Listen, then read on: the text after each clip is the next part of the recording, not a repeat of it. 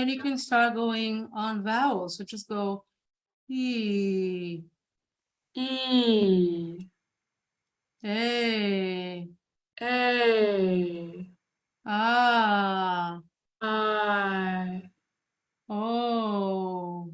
O. Oh, that one's hard. Yeah. So do the pointing tongue. O, Oh. oh, oh. Mhm, So that's something you have to discover. How to make all of those sounds without pushing with the tongue. To mhm. me, it took 5 weeks. Really, you practice Yeah. this one thing? If I practiced this and very gradually, like I showed you, because Alright. any sound that I was making, I was pushing with my tongue. Welcome to the SingWell Karaoke Show. I'm Lenore at your service. Today's topic is open throat confusion and solutions. Pippa called from Austria asking, what is an open throat? How do you sing with an open throat? So I showed her and she actually did it. So if you want to do it along with us, stay tuned. We have the letter of the day and we're going to have some singing because this is a singing show. Let's do this.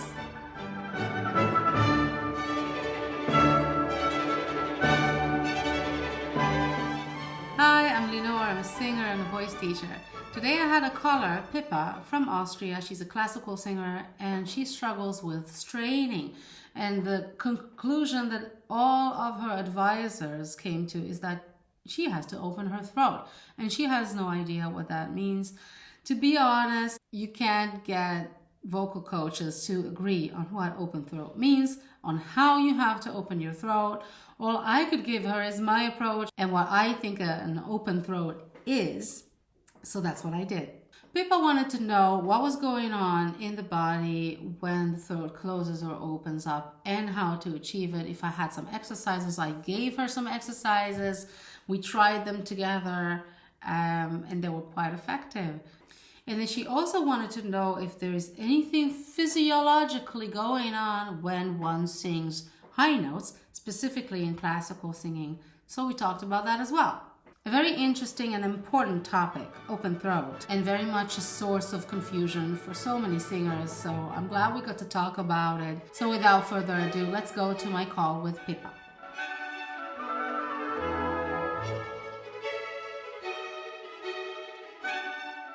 So we have Pippa calling from Austria. How are you? I'm very good. What about you? I'm doing really well. Yeah, what's going on in your singing world? Do you have a question, singing question for today? Yes, I have a question on my mind.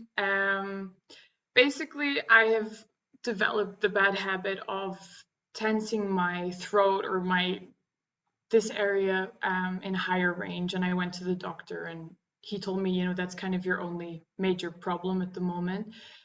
And in response to that, everyone tells me just open your throat.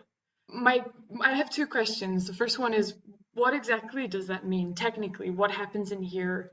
Obviously, you can't see it, but what happens when you open the throat properly? And second of all, do you have any exercises or little tricks or sayings or something to help a student or to help train a student to recognize this feeling and know that they're also not over opening or straining and making it even worse?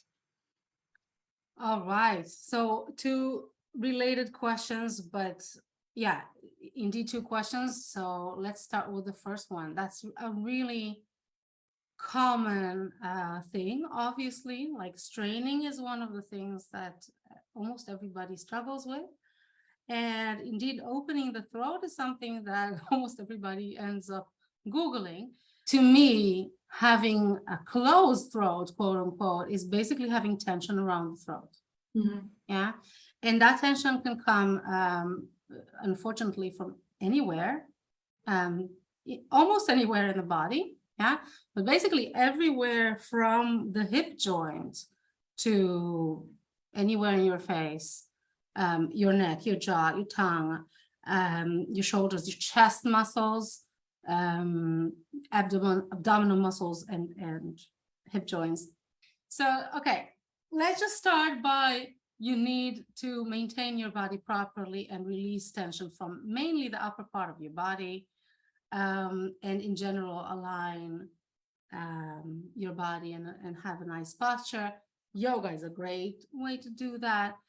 But when you've done that and you still feel like you're grabbing on something in the throat, then we can talk about that. So can you give me, because I want to customize this answer to you, can you give me a little bit of description of what you're feeling when you're tensing up?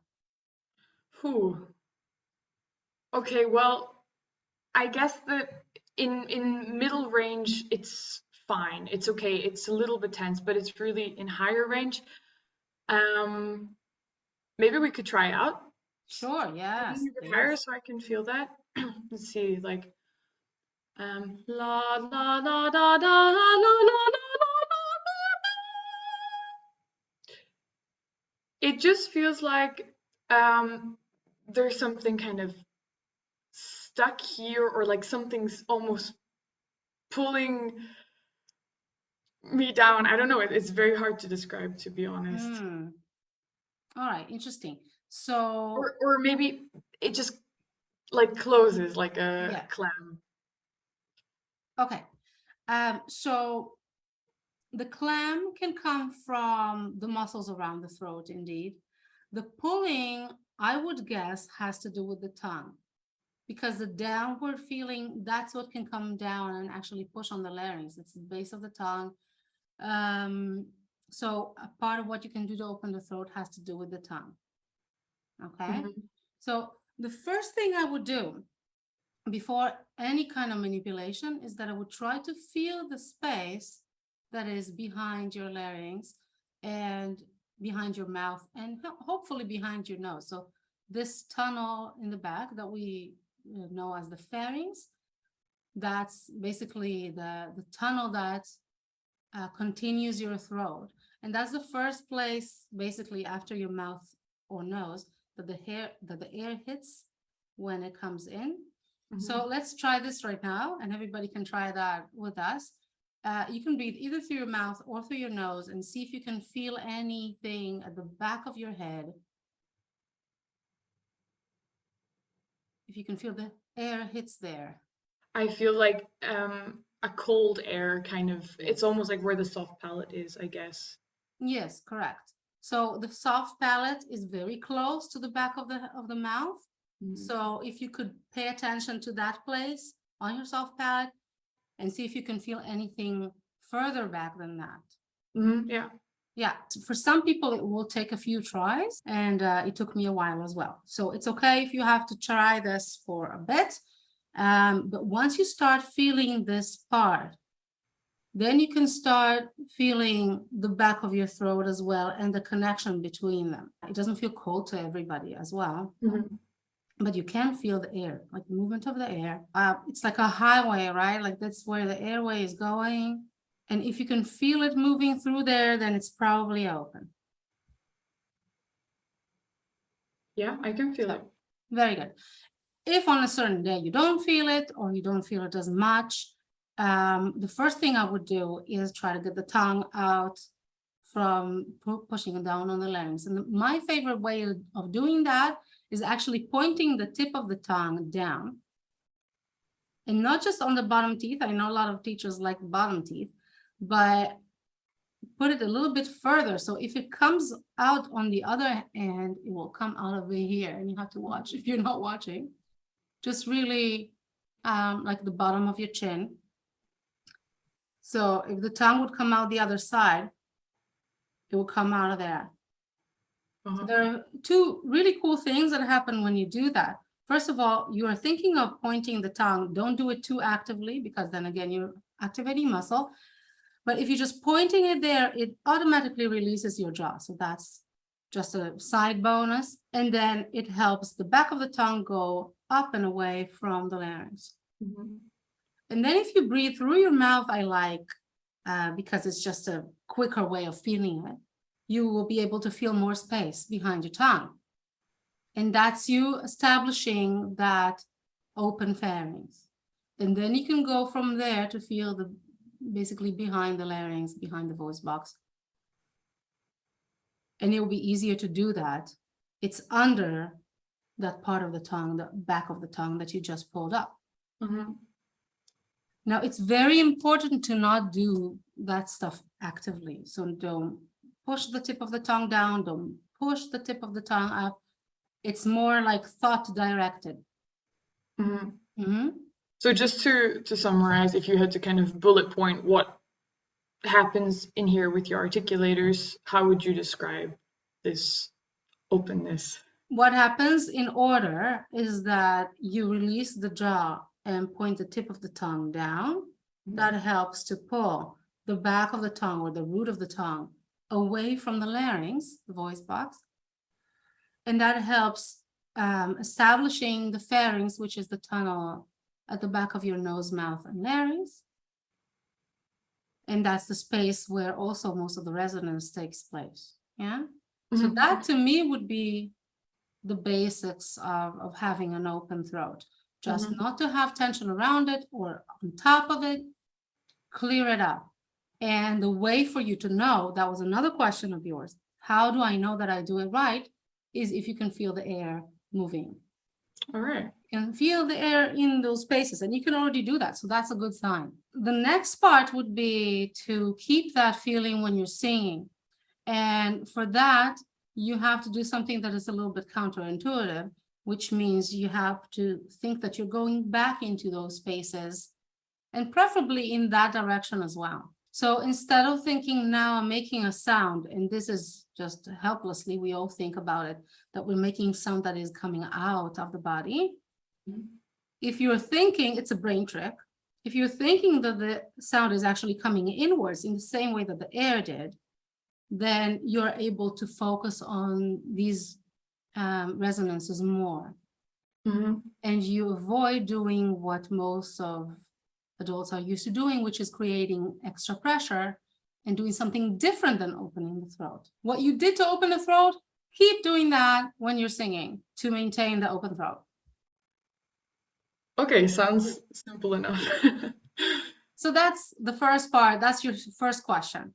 And the second question is, do we have exercises for that? There are tons, but I want to start by just having another way of basically of checking.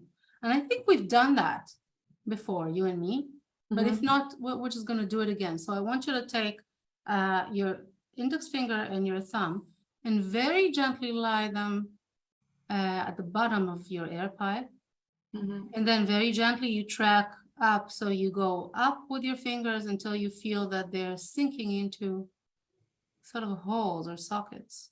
Yeah, got them. Yeah, you have to be very gentle because it's your air pipe. You don't want to choke yourself, and the larynx is actually not fixated in one place.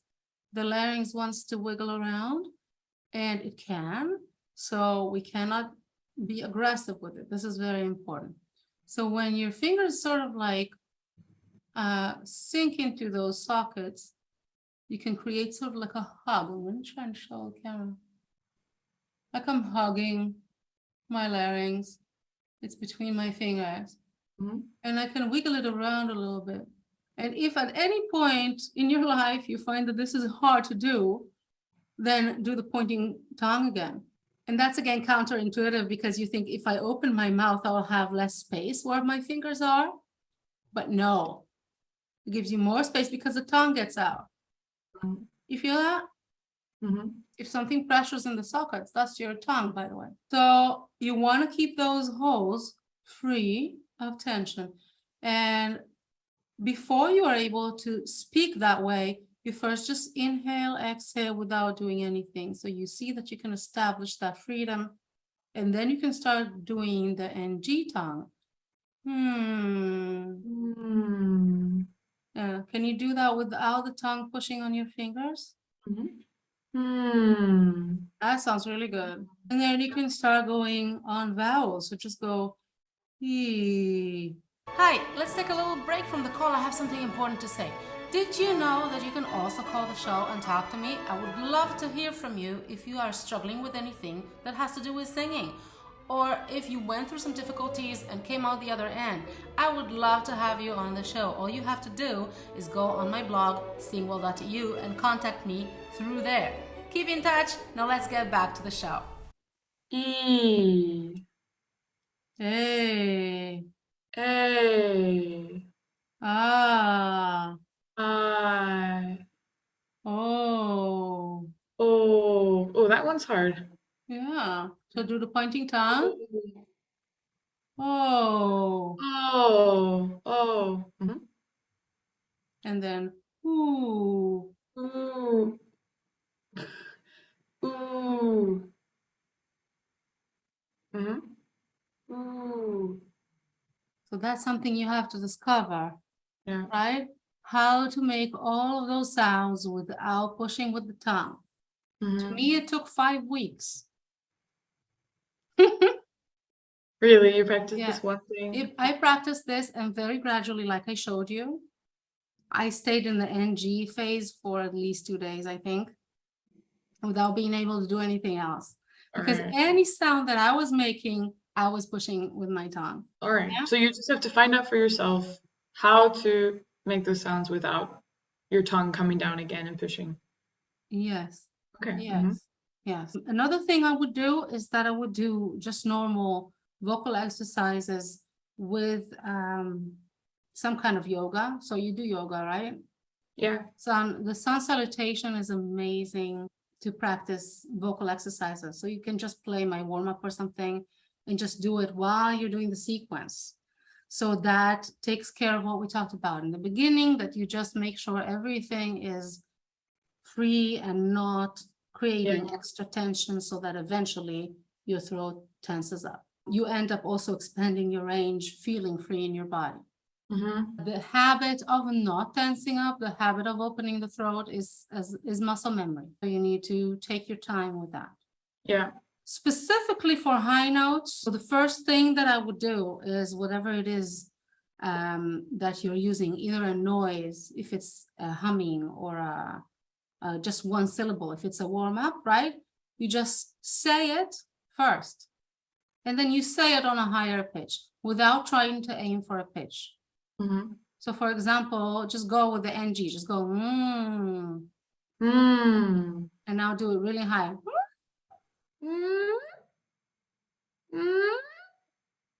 Is that comfortable? That means that you go too high. Yeah. Yeah. Yeah. Yes.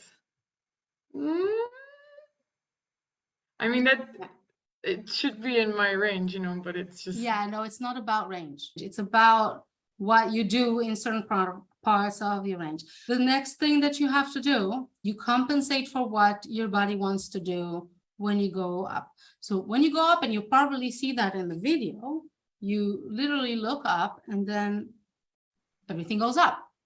Yeah. Yeah. So that's literally like the throat muscles trying to make the high note. So what I would do is that I would take my hand and like make it very nice and relaxed and floppy, put it where your cheek is. So when you do the sliding up with the NG, try to move the hand down and pretend that this is your voice. Try it. Yeah, and now you didn't do it. Yeah. Yeah, so you have to trick your brain. The brain will think, well, actually going down instead of going up. And the key word here is relaxing. If the hand is stiff, everything else is stiff. So the hand has to be really soft. If that's not working, then just point down. Yeah? Yeah. And it has to be relaxing. It has to be dropping. It cannot be pushing, because then, again, it's muscle.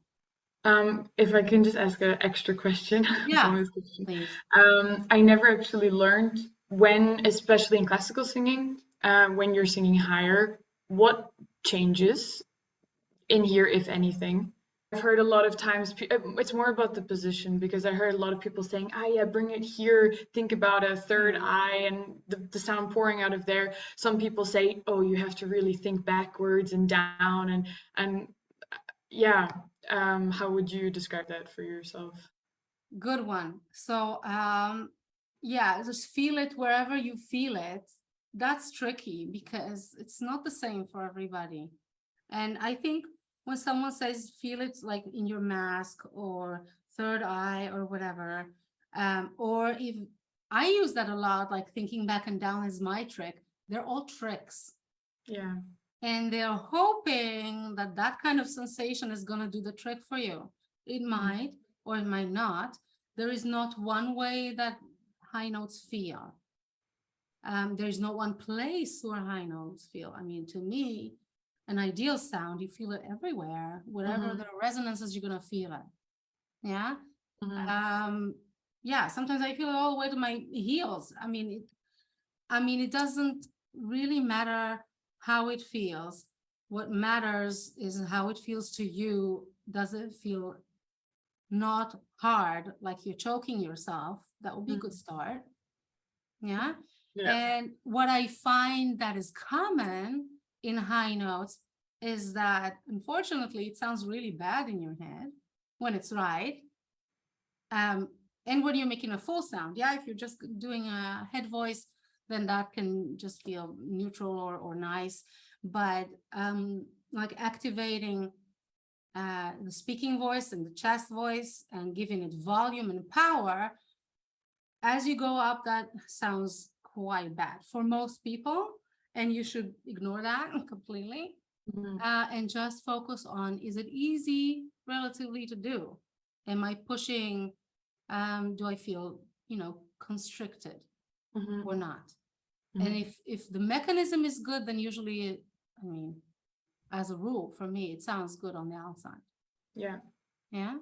So in end effect, it's actually coming, doesn't matter about the register or whatever, but it's coming from the same place. And what about what's happening in here? Does something change, or ideally should it change?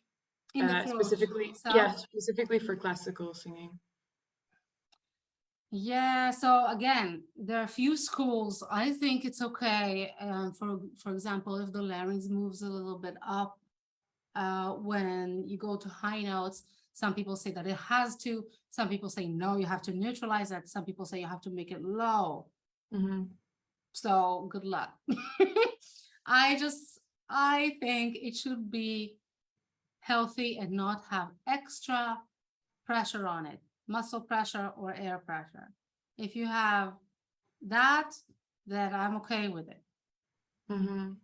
I don't think there is a way that it should feel. The classical singing also has different trends to it and different styles within the classical singing. You have opera and you have early music and you have, chamber music, and they're all, for some people, they're different. And for some people, they say, no, you have to be the same all the time. And good luck finding consensus there.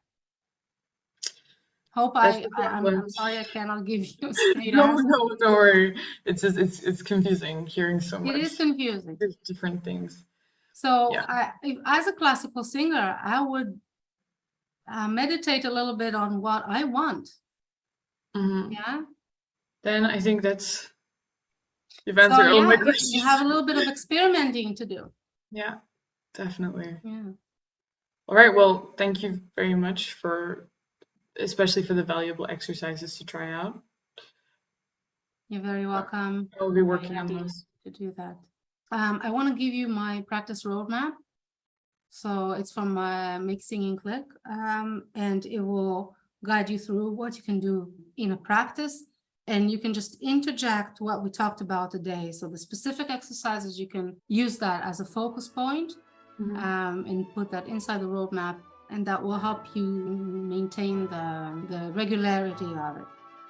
All right, perfect. Because that's how you make progress. Yeah. Okay, well, thank you so much for calling and for this important question. Thank you very much. And keep me posted how it goes. Okay, I will. Okay. Thanks. All right. Bye.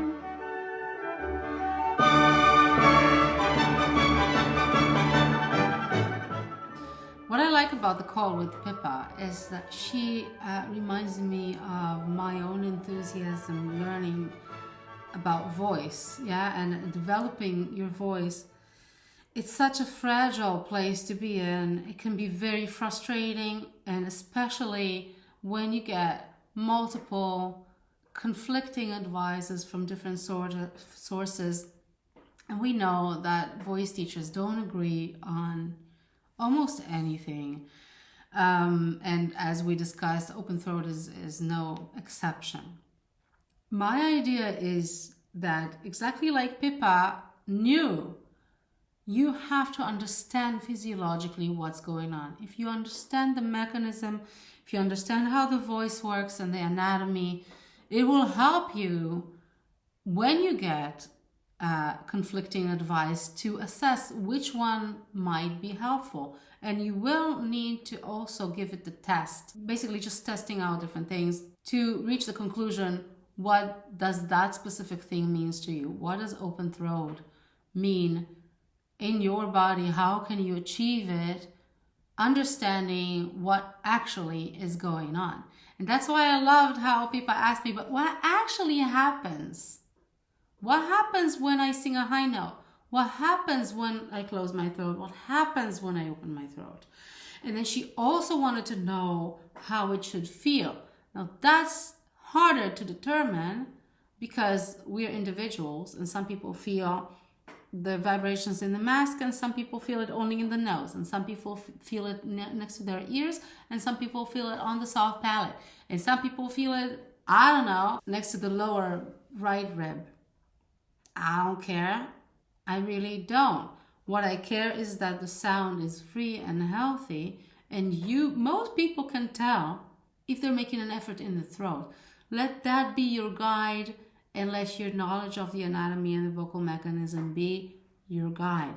And then when you do that, you might actually find that some of the advice that you thought was conflicting or confusing actually are two or more different ways of describing the same thing.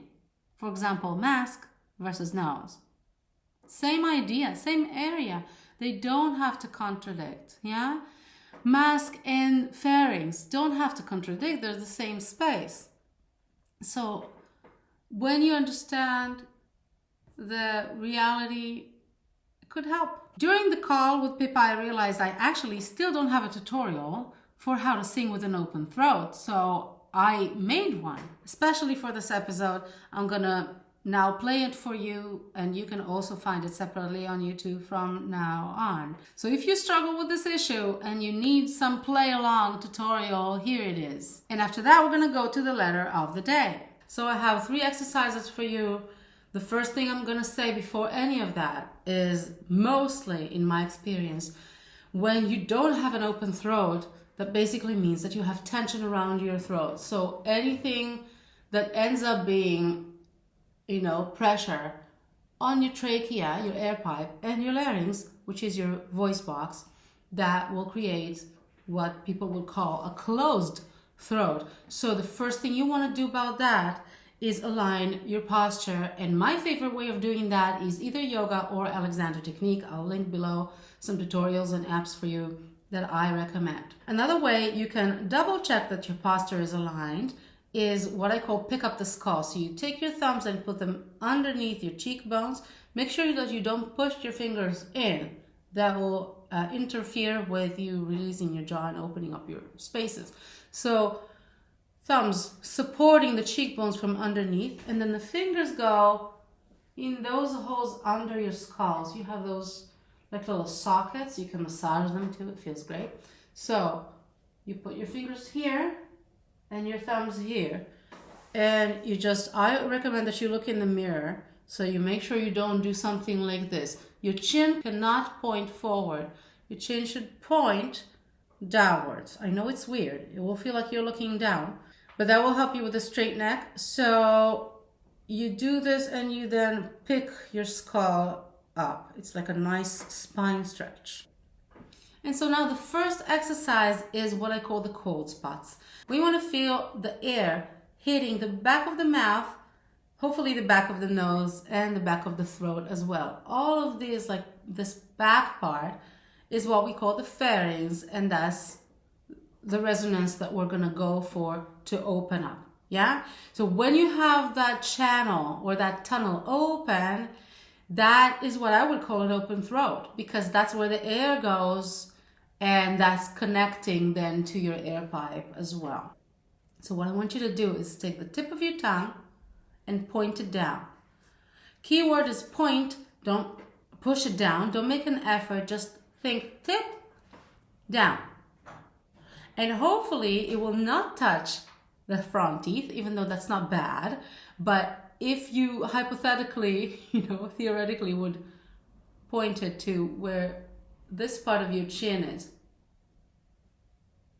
it releases your jaw, and it will get the back of the tongue also a little bit up and away from your larynx. Okay, that will help opening up this space. And I want you to inhale like this with this tongue, and see if you can feel some air. For some people it feels like a cool sensation. For some people they just feel a movement of the air behind the tongue. So if your tongue is like this now, and this is the back of your throat, let me see if I can show you, then you will feel something here. It might take a few tries for some of you, and some of you might feel it immediately. And now we're going to combine the feeling of the cold spots with the NG, as in at the end of the word tongue or sing, you have the it's like a humming sound, and the air comes out the nose. So for this, you want to do the pointing tongue and inhale. It will be easier to breathe in through the nose. And then when you make the sound, the same direction that the air went, basically through my nose to the back and then down, that's the same direction that I give in my mind, that I give my vibrations. Yeah, so I'm thinking about the NG going like this. I know it's weird, but it totally works. So try it. So you point, and then you go, if you have a lower voice, you can go here. And let's go.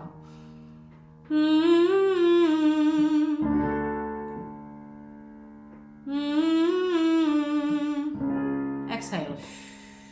We don't want to hyperventilate. Inhale and go. Inhale. Exhale and inhale. Good. Again. Exhale and inhale. I recommend exhaling every 2 or 3 times. Yeah, you do whatever suits you, but don't inhale too much. Yeah, because you are gonna faint or at least get dizzy. So let's go.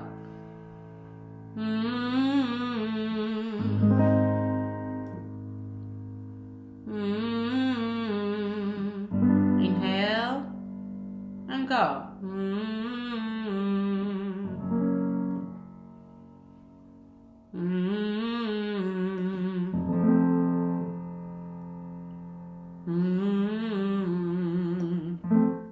For men that might be like way too low, don't do anything that is not comfortable. Yeah, we have some tutorials about expanding your range and all kinds of things that will help you not strain. This tutorial, by the way, is one of them, but it is on you to stop when you start straining. You can't strain and open your throat at the same time. Okay, so we're gonna continue.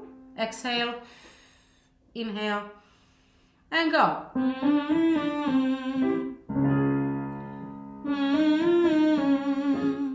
Point and go.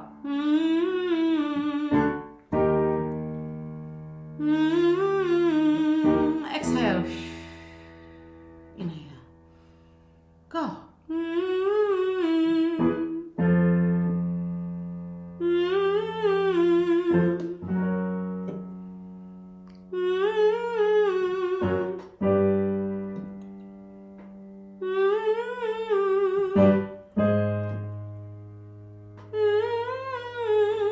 More important than anything else in this exercise is the inhalation part and you feeling the cold spots. I promise you that if you stick to that and you pay the most attention to that, it will be much easier for you to feel vibrations there if it's open up in advance.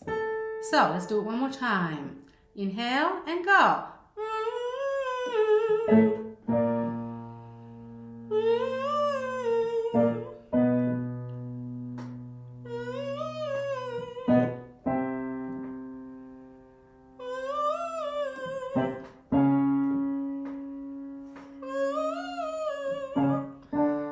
Exhale. Inhale. And go.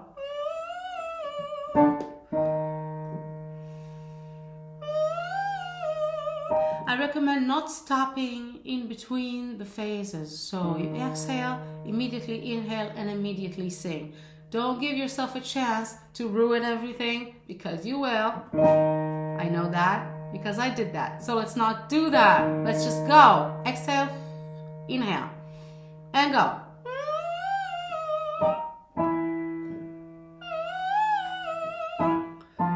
Inhale, go. Inhale, go. Exhale, inhale, go. And you can continue if you're comfortable. Inhale, go. Inhale, go. One more. All right. So that was the cold spot exercise. So now I want to give you another exercise that will make you feel the cold spots even better. I call that exercise bite the finger. And it's a bit funny because you're not actually supposed to bite the finger. You're supposed to put your finger between your teeth. I'm going to have some lipstick on my finger. That's okay. And you just leave your finger between the tips. Do not bite it. Because if you bite it, that's muscle tension, not your jaw tension. Most people are going to find themselves biting on the finger. That's actually a good thing because that will indicate for you that you have jaw tension and you should start paying attention to it and on purpose release and go away from your finger. So let's exhale first, everybody. And inhale. Just explore what that feels like, okay? And then we're going to do who. And then you go, ooh. Just make that sound. Don't try to hit a note. Just go, ooh. Ooh. The quicker you go between the inhalation and the ooh, the smoother and less strained the sound will be, and the more open your throat will remain. Okay? So, we're going to go, ooh. This is tricky because everybody wants to go in and then out. So your job is to try not to do that. Well, it's an exercise. Let's try it. Lower voices, you can go, ooh, of course, yeah? So, bite the finger. Ooh. Inhale, go. Ooh. Exhale, inhale. Ooh. I have to play, but you can use your other hand to do the direction, yeah? And what I recommend is that you start from in front of your face. You move the hand inwards as you inhale. By the time you make the sound, you're sort of where your face is, and then you keep going backwards, and it looks like this.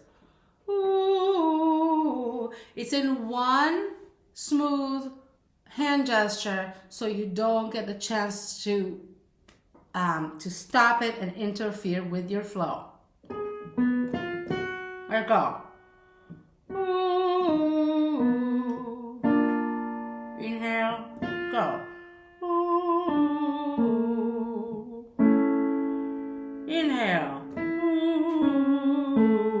I'm going to skip the go because I want you to really do it immediately after the inhalation. Let's exhale. Inhale. Ooh. Exhale. Inhale. Ooh. Inhale. Ooh. One more. Inhale. Go. Ooh. I did say go. Sorry. As we go up, it's okay to open your mouth a little more and go to whoa.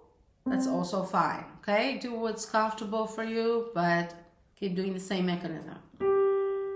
So we're gonna exhale, inhale, ooh, inhale, ooh, inhale, ooh, exhale, inhale, ooh, inhale, ooh. Now as we go up, I want to add a W, so we're going to go woo, or you can even make that little cheerleader sound, woo. I'm sure we've done that in another tutorial, I don't remember anymore. Let's go. Woo. Inhale. Woo. Inhale. Woo. Woo. Let's just make that sound. Woo. Good. Exhale. Inhale. Woo. Inhale. Woo. Exhale. Inhale. Woo. Exhale. Inhale. Woo. Inhale. Woo. Exhale. Inhale. Woo. Exhale. Inhale. Woo. Inhale. Woo. One more. Woo. I think that's good. If you do this every time you feel constriction, every time you feel strain, just go through either one or both vocal exercises. Do the pickups call in advance. I'm sure you'll feel much better. Ask me anything if you want and enjoy singing.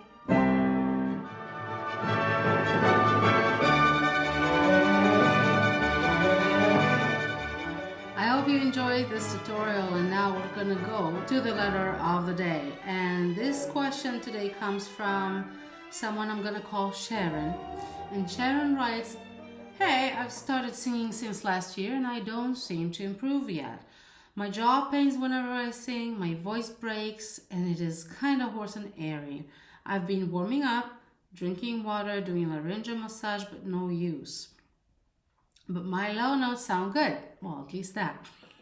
I don't know why my upper chest voice and mixed voice sound super bad. What should I do? I've been trying to find the right solution since a really long time, but I'm unable to. Kindly help me out." Well, Sharon, I really hope I can help you out. Just by hearing what you said, it feels like there's a lot of things going on around your larynx and your vocal cords. You really take care of those. You drink water, that's great. And you said that you are warming up, which is really important for the vocal cords. And you're doing laryngeal massage. So you really take care of this area, which is super good. And you should do that. But I can take care of my larynx all day long. And if my head goes forward like this, then my neck muscles are pushing on my larynx, right? If I have jaw tension, like I talked to Pippa about before, and it's pressuring from the top, then I can work on my larynx and my vocal cords all day long, and that's not going to be any good. So there are unfortunately, a lot of ways in our upper bodies in which we can screw ourselves over. Pardon my French. Yeah, if you have a chest muscle tension, that's gonna tense up your shoulders. That's gonna tense up your neck and throat muscles. And there you go. Choke. If you have jaw tension, you have tongue tension as a result, because the tongue is a huge muscle stuck in your mouth and having nowhere to go. And that's pushing in your pharynx and on your larynx, and choke again. So what I would recommend is that you make sure you have removed all kinds of muscle tension from the upper part of your body. The quickest way to do that is do some yoga, yeah? With an instructor if you're not experienced. And I have an article about yoga positions that you can actually sing in. I'm curious about that. If you could try those and let me know how it goes for you. because you go into the yoga position and you basically have aligned your posture and freed yourself from muscle tension. And the idea is that if you do that, then all of the fruits of your hard labor with the larynx are gonna hopefully pay off, because there are no other things going on there. That's just my guess. I've never met you, I've never worked with you, but it feels like this is what's going on. And now about your chest voice and your head voice and mixed voice, you are in no position to worry about that right now, okay? When you don't have control over this area for any reason, you're doing everything you can and there is no use and it's still airy and broken and whatever, then it's very difficult to establish chest voice and head voice, because those are vocal cord functions, yeah?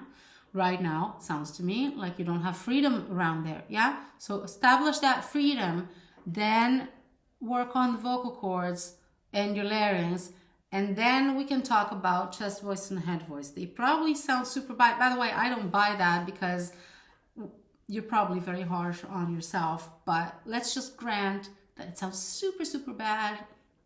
Okay, just do what I said and then get back to me. I think it's gonna be a lot better. Thank you for that question.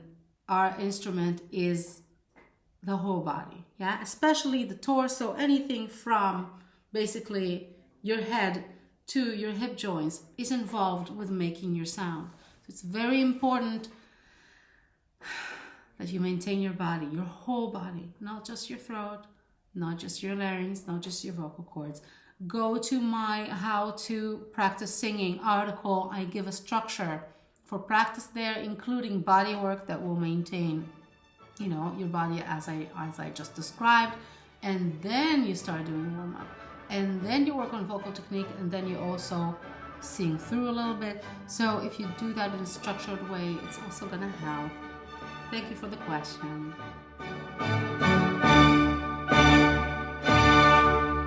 Okay, it's karaoke time. Yay! I'm gonna sing something classical today. I thought it would be fitting having Pippa on the show talking about classical singing. And what's better for karaoke with your friends at a bar than Schubert? Duh. So I'm gonna sing An die Musik. That is a Schubert song. One of the few songs I know that acknowledges and appreciates music itself. You will have the subtitles as I sing. But in a nutshell, it's not just that music picks us up when we're down. It's that the music opens up the heavens to bring us better times. And I do feel that way about art and about music. So, An die Musik. Just a heads up, I'm being quite emotional singing the song. It is very important to me and meaningful to me, and I just watched a Lady Gaga video, so maybe that's why I'm just going a bit overboard here. You're welcome.